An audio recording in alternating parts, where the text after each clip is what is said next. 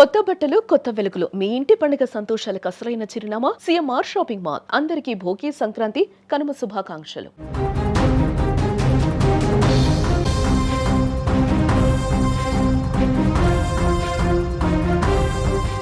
నవమాసాలు మోసి రక్తమే పాలుగా ఇచ్చి పెంచిన తల్లి, తను పస్తులున్నా సరే కొడుకు కడుపు నిండాలని కోరుకున్న కన్నప్రేమ.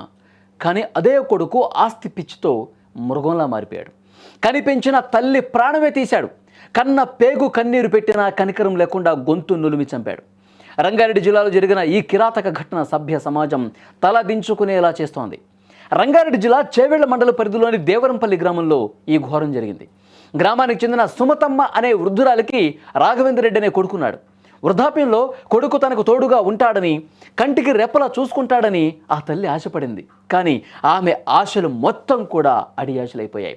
సుమతమ్మకు కొంత ఆస్తి ఉంది. అందులో కొంత భాగాన్ని తన కూతురు పేరు మీద రాసుంది. ఇదే ఆ ఇంట్లో చిచ్చురేపింది.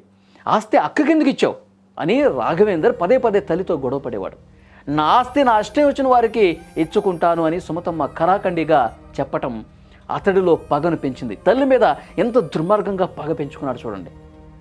ఆస్తి అక్కకి ఎందుకు ఇచ్చావని అడిగితే, నువ్వేమన్నా సంపాదించావా, నువ్వేమన్నా కూడబెట్టావా, ఇది నా ఆస్తి, మా కష్టార్జితం, నేను అక్కకి కొద్దిగా ఇచ్చాను, ఎందుకు క్వశ్చన్ చేస్తున్నావు అని చెప్పి ఆ తల్లి ఖరాఖండిగా గట్టిగా చెప్పింది. దీంతో ఆ కొడుకు పగ పెంచుకున్నాడు. తల్లి మీదే పగ తీర్చుకోవాలని చెప్పి పథకం వేశాడు. డిసెంబర్ 22 ఆస్తి వ్యామోహం రాఘవేందర్ కళ్ళని కప్పేసింది. ఆస్తి కోసం తల్లితో జరిగిన గొడవలో మనిషి అన్న విషయాన్ని కూడా మర్చిపోయి క్రూరంగా ఒక మృగంలాగా ప్రవర్తించాడు. కన్న తల్లిని కూడా చూడకుండా అత్యంత కిరాతకంగా ఆమె గొంతు నులిమి చంపేశాడు. అమ్మ ప్రాణం గాల్లో కలిసిపోతుంటే ఆ కసాయి గుండె కరగలేదు. గొంతు పిసికి నులిమి నులిమి నులిమి చంపుతుంటే, అరే నా తల్లినే నేను చంపుతున్నానా, నేనంత రాక్షసుల్లాగా మారిపోయాను అని అతనికి అనిపించాల. నన్ను కన్నది, పెంచింది, ఇంత వాణ్ణి చేసింది, ఇవేమీ వాడికి గుర్తురాలా. తనని ఈ లోకానికి తెచ్చిన ఆ తల్లినే ఈ లోకం నుంచి పంపించాలని ఒక రాక్షసుల్లాగా ప్రవర్తించాడు. మొదటిది సాధారణ మరణం అనుకున్న పోలీసులకు అనుమానం వచ్చింది. ఏమో చనిపోయింది, నాకేం తెలుసు అనడంతో అనుమానాస్పద కేసుగా నమోదు చేసుకున్న పోలీసులకు వాళ్ళకి అనుమానాలు ఉంటాయి. ఏ విధంగా విచారణ చేయాలో వాళ్ళకి తెలుసు కదా. వాళ్ళ స్టైల్లో విచారణ చేస్తే మొత్తం బయటపడింది. రాఘవేంద్ర రెడ్డిని విచారిస్తే, ఆస్తి కోసం నేను చంపేశాను, నా తల్లిని నా చేతులతో నేనే చంపాను, నాకు ఆస్తే ముఖ్యం, నాకు తల్లి వద్దు, అందుకే చంపేశా అని చెప్పి పోలీసుల ముందు చేసినటువంటి నేరాన్ని ఒప్పుకున్నాడు.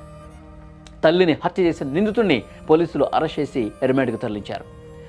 డబ్బు మనిషిని ఎంతకైనా దిగజారుస్తుంది అంటానికి ఈ ఘటన నిదర్శనం. ఆస్తి కోసం కన్న తల్లి రక్తాన్ని కళ్ళ చూసినటువంటి కసాయికి చట్టం చాలా కఠినంగా శిక్షించాల్సినటువంటి అవసరం ఉందని గ్రామస్తులు చెప్తున్నారు. డబ్బు ఈరోజు ఉంటుంది, రేపు పోతుంది, కానీ తల్లి ప్రేమ దక్కుతుందా? అసలు ఎంత డబ్బు పెట్టినా తల్లి ప్రేమను మనం కొనగలమా? ఆ నిజాన్ని రాఘవేందర్ లాంటి మూర్ఖులు ఎప్పుడు తెలుసుకుంటారేమో. డబ్బు వ్యామోహం, ఆస్తులకు సంబంధించిన వ్యామోహంతో కన్ను మిన్ను కాను రాకుండా తల్లి లేదు, తండ్రి లేదు, అక్క లేదు, తమ్ముడు లేదు, ఇష్టం వచ్చినట్టుగా చంపేసుకుంటూ పోతా ఉన్నారు. నాకు డబ్బే కావాలి, డబ్బుతోనే నేను ఎంజాయ్ చేస్తాను, నాకు ఏం వద్దు అన్న మైండ్ సెట్ ఏదైతే ఉందో కటకటాల పాలు చేస్తుంది. ఎప్పటికైనా సరే వాళ్ళు ఊచలు లెక్క పెట్టాల్సిందే, వాళ్ళ జీవితం నాశనం అవుతుంది. డబ్బు వెనకాల పరిగెడితే జీవితాలు నాశనం అవుతాయంటానికి ఇదే ఒక కారణం.